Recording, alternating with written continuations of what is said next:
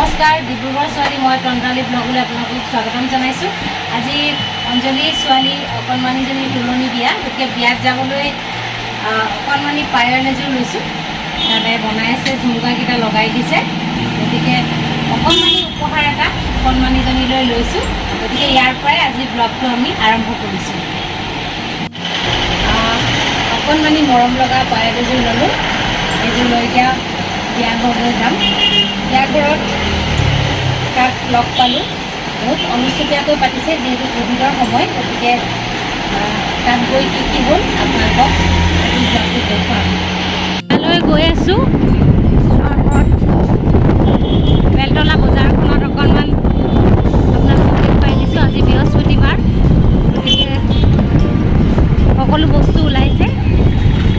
এয়া মাংসৰ বজাৰ,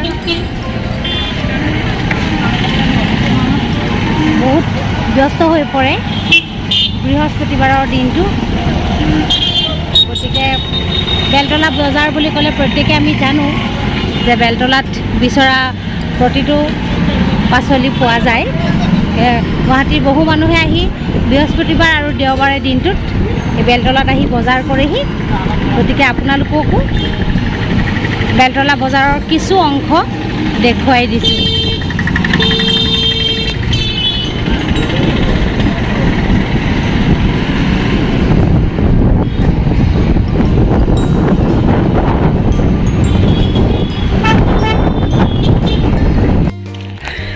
আহি এই বিয়া ঘৰ পালোহি। এয়া অঞ্জলিৰ ঘৰ। টিকলু মোৰ যাত্ৰাৰ সংগী। বিয়া ঘৰলৈ বুলি আমি এতিয়া যাবলৈ লৈছোঁ। খুব অনুষ্টুপীয়াকৈ আয়োজন কৰিছে বিয়াখন। ৰাতিপুৱাৰ নিয়মখিনি হৈ গ'ল আৰু প্ৰত্যেককে বেলেগ বেলেগ সময়ত মাতিছে বিয়ালৈ বুলি, যিহেতু বেছি মানুহ হ'লে ক'ভিডৰ সময়ত বেয়া, সেইটো কাৰণে খোৱাৰ বাবে টিকলিয়ে হাত ধুইছে। এতিয়া আমি খাবলৈ বহিম।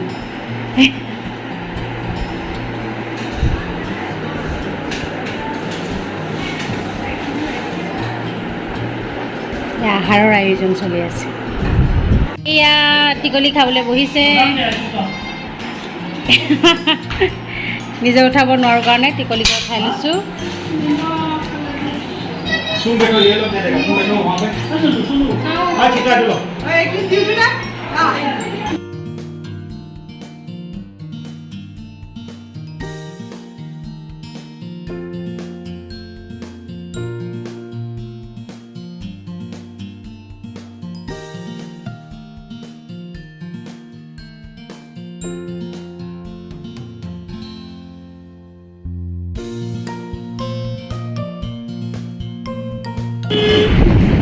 ইয়াৰ পৰা আহি আছোঁ আৰু ঘৰলৈ গৈ কেইটামান কাম আছে, সেয়া কাম কৰিম, আপোনালোকক দেখুৱাম কি কি কৰিম। খুব ধুনীয়াকৈ বিয়া খাই আহিলোঁ, অকণমানিজনীক আশীৰ্বাদ দি আহিলোঁ। এতিয়া ঘৰমুৱা হৈ গৈ আছোঁ। বেলতলা বজাৰখন সামৰিবৰ হৈছে, যিহেতু গুৱাহাটীত 4 বজালৈকে দিছে মিনি লকডাউন। গতিকে একেবাৰে শেষৰ মুহূৰ্ত, এতিয়া 4 বাজিবৰ হৈছে। প্ৰত্যেকজনে পাচলিৰ বস্তুখিনি সামৰি গাড়ীত উঠাইছে। খুব ব্যস্ত হৈ পৰিছে প্ৰতিজন ফল বেপাৰী বা পাচলি বিক্ৰী কৰা লোক। গতিকে আপোনালোকে দেখিছে সামগ্ৰীবোৰ কেনেকৈ গাড়ীত টোপোলা কৰিছে, টোপোলা কৰি কৰি উঠাইছে। গতিকে বজাৰ ভঙাৰ সময় এইখিনি, আৰু আমি এই বজাৰ ভঙাৰ সময়কণ আপোনালোকক ভিডিঅ' কৰি দেখুৱাইছোঁ।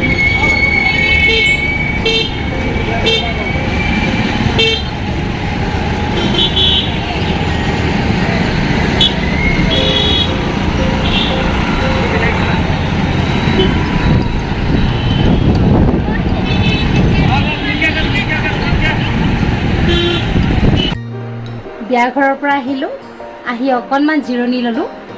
নতুনকৈ আকৌ নিমন্ত্ৰণ এটা পাইছোঁ। আজি মোৰ আপাদৰ ঘৰত থাকিবলৈ যাম, যিহেতু নিচা দেও কিবা কামৰ বাবে উজনি অসমলৈ গৈছে। সেইকাৰণে আজি সাগৰিকা আৰু মই ৰখীয়া, আপাদৰ ৰখীয়া। আপাদেউ অৰ্থাৎ জেঠাই, মাৰ বায়েক। গতিকে আমি যিহেতু আহোম সম্প্ৰদায়ৰ ছোৱালী, সেয়ে আপাদৌ নিচা দিওঁ বুলি কওঁ। আজি তেওঁৰ ঘৰলৈ যাওঁ।